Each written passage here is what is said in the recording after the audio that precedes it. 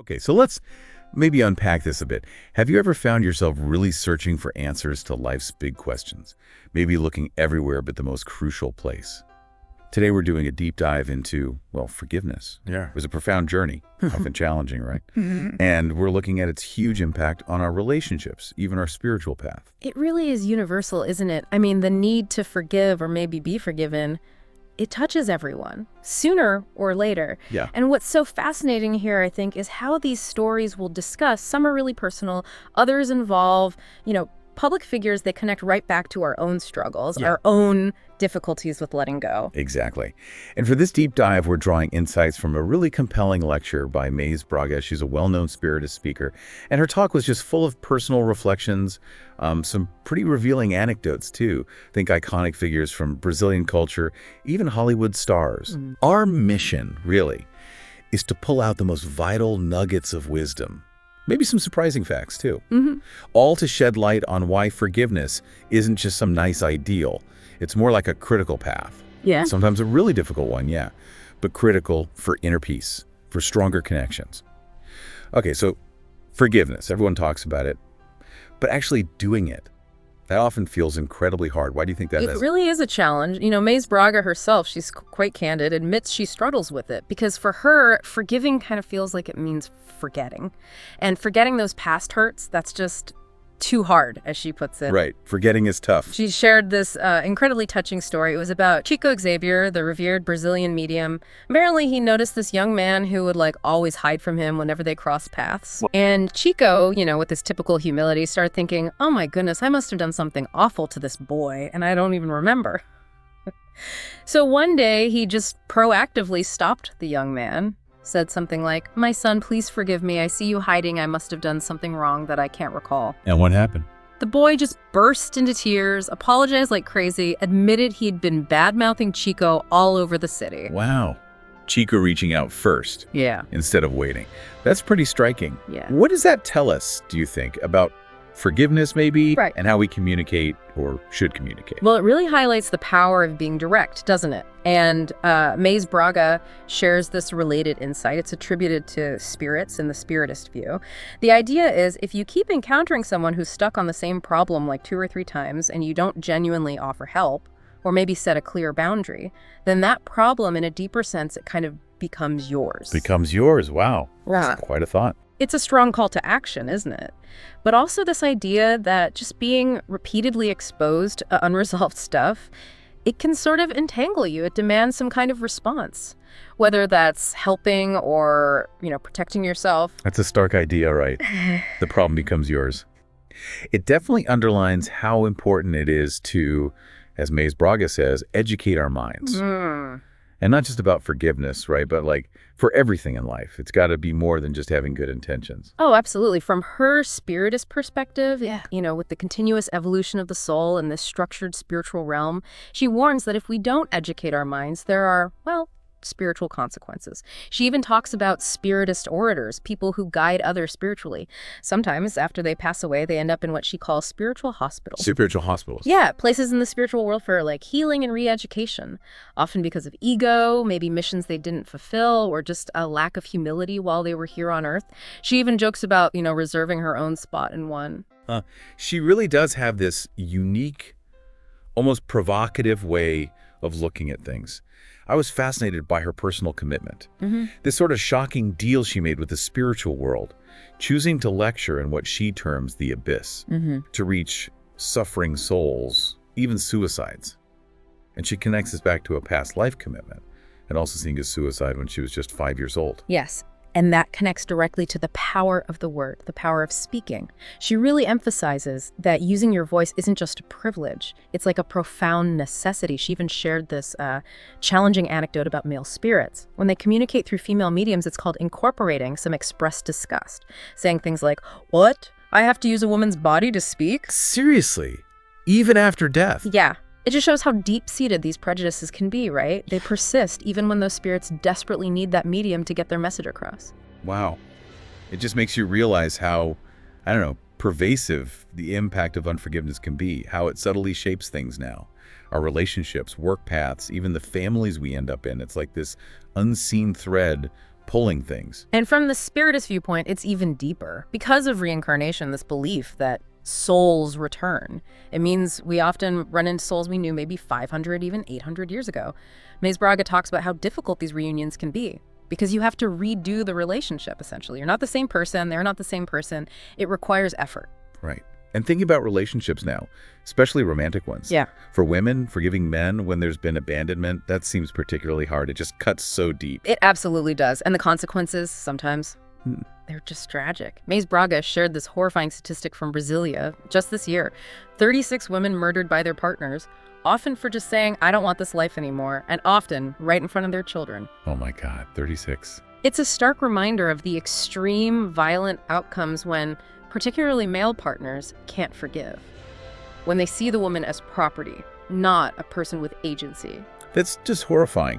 It really puts the cost of not forgiving into sharp relief. On a different note, but related to relationships, Mayse Braga shared these fascinating stories about Vinícius de Moraes, the Brazilian poet. His way of leaving relationships gives this unique, maybe complicated perspective on letting go. He always left a poem or a note, apparently. He certainly did, yeah. One wife, maybe his second or third, she woke up and there was a poetic farewell on her pillow. Another one found this heartbreaking note stuck on the fridge. And the really surprising thing, these women, despite the pain, felt kind of honored by his word. Honored by a breakup note. That's wild. Mayse Braga called it his technique for men, to soften the blow, perhaps. Okay. But his first wife, Lydia, married 11 years. She was seen as his true love, right? They apparently shared this intense passion for drinking, so intense the pile of whiskey bottles on their porch eventually blocked their sea view. That's the story. And it was when he left Lydia that he wrote, Use que vous te amar. It's one of the most beautiful songs about eternal love, even despite separation. He wrote, I know I will love you. Through my whole life, I will love you. Every verse of mine will be to tell you that I know I will love you for my whole life. Just beautiful, but heartbreaking. And the story gets even more poignant, doesn't it? Lydia's daughter told her much later in life that Vinícius often thought about coming back. And Lydia just asked this heartbreaking question, and why didn't he knock? It really makes you pause, doesn't it? How many unresolved things, how many potential knocks on the door might be waiting in your own life? What does this tell us about just having a simple conversation and maybe the cost of not having it? That question really lands, yeah. And Mayse Braga kind of builds on this idea of avoided truth. She talks about relationships of convenience. These are common, she noted, especially in higher social circles. People endure really horrifying situations, maybe for status or money, and it just builds these deep grudges on both sides. She gave an example of a woman who knowingly married a gay man, chose comfort over truth, and predictably, it just created more layers of resentment, more unforgiveness. So the cost of our words, our choices, Yeah. it seems to ripple out, not just in this life, but maybe beyond. Absolutely. The spiritist belief is pretty clear on that. Those who use words deliberately to separate people who love each other, they're said to face solitude in future lives. And she shared this chilling detail, those gossipy neighbors, prime candidates apparently, to come back as mute. Mute, seriously. Yeah, forced to learn discernment, By experiencing the silence they inflicted on others' connections, it's a potent idea about karmic consequences. Wow, that is profound. And speaking of tragic consequences, Mayse's story, the simmer, so incredibly sad. Alcoholic, died young in 77 in a car crash. Yes, married very young, 17, to Matarazzo, really powerful guy, and he forbade her from singing. She was his woman, So after she left him, her idea of revenge was sending 100 pizzas to his mansion, just watching from across the street as they were delivered. 100 pizzas. 100 pizzas. Yeah. But that act, born from all that unresolved anger, it had real impacts. Their son, Jaime Monjardim, he's a big director at Globo now, he was left completely alone in boarding school during the 1970 World Cup. Neither parent showed up to get him.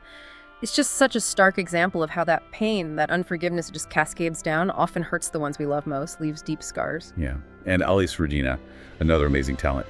After Angela Maria, I am the greatest, she said. Such confidence.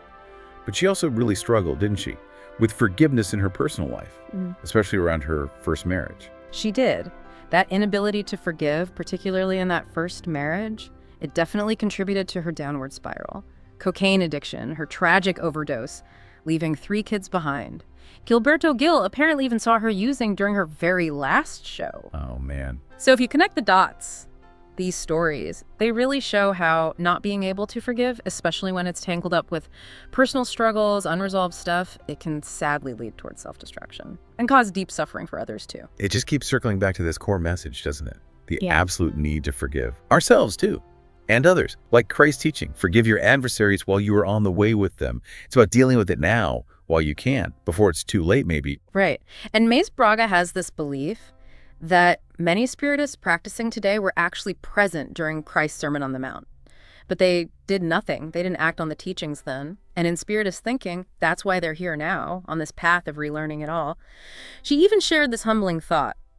Most of us probably wouldn't have had the guts to be a lion's flea. That's like a humble martyr back in Roman times. We likely would have denied Christ just to save our own skins. That's a sobering thought for sure. And Mayse Braga's own story includes this profound personal revelation. It really shows the idea of free will in action. She wanted to be a nun as a child, right? Yeah. But her grandparents, who were spiritists and knew her path, they wisely didn't push back. Mm-hmm. But then as a teenager, she hit this major crisis, felt totally overwhelmed by suffering souls reaching out to her. The turning point was this encounter with Dr. Bezerra de Menezes. He's a highly revered spiritist doctor and spirit guide, communicating through this amazing medium, Donna Irene Carvalho. And Dr. Bezerra knew Mayse's entire life story. The really stunning revelation he gave her father was this. Mayse herself, in a past life, had actually chosen not to pursue a higher degree in this life. She chose not to. Why? To learn to value experience and wisdom gained outside of formal education, something she apparently didn't value back then. That's why she humbly calls herself just a housewife with a high school diploma, despite all her wisdom. That is just incredible. It really makes you wonder, doesn't it? What hidden choices might you have made before this life that are playing out now? Yeah, and it really highlights that spiritist idea of free will. The spirits respect our choices, even the choice to maybe walk away from our spiritual tasks for a while. It's amazing. Okay, so from these deep past life connections to more contemporary examples, we can find such powerful stories of turning pain into purpose. And maybe nobody shows this better than Paul Newman. Oh, his transformation was incredible. After the just devastating overdose death of his son from his first marriage, Paul Newman just threw himself into building houses for people in recovery from addiction. Not just writing checks either, right? No, that's what Jack Nicholson famously said. Newman didn't just sign checks, he climbed the stairs, hammered the nails. He was physically building those recovery homes. And then, of course, the huge success of his food line, Newman's Own, with his face on everything. He poured all those profits into his charitable work. He really did turn that awful personal tragedy into this lasting legacy. So much compassion. And his end. It was handled with such dignity, too. It really was. Diagnosed with lung cancer, he was a longtime smoker. He asked the doctors, what else can you do for me? And when they said basically nothing, he chose to stop treatment, went home to die, surrounded by his family. And that iconic friendship with Robert Redford, that lasted right to the end. What really stands out to you there, Paul Newman's story, it feels like such a powerful testament. How immense loss can be channeled, transformed, not by forgetting, but by actively turning it into service. It's almost like forgiving existence itself, finding purpose even in that deep sorrow. Exactly, a profound act of finding meaning. That's a really powerful takeaway. But, sometimes, even with all the best intentions, all the compassion, the tough reality is wanting to help someone who just doesn't want the help. Yeah, and Mayse Braga really emphasizes this point. After you offer support, after you say, look, I am here if you need me, you have to respect their path, focus on your own journey. She shared her own story, actually. After being in a wheelchair, she wanted her independence back, but her daughter struggled with that, wanted to keep helping, keep caring for her. Ah, that's tricky. It is. It highlights how important it is not to become overly dependent or maybe overly controlling, even with people we love dearly. We have to respect their agency.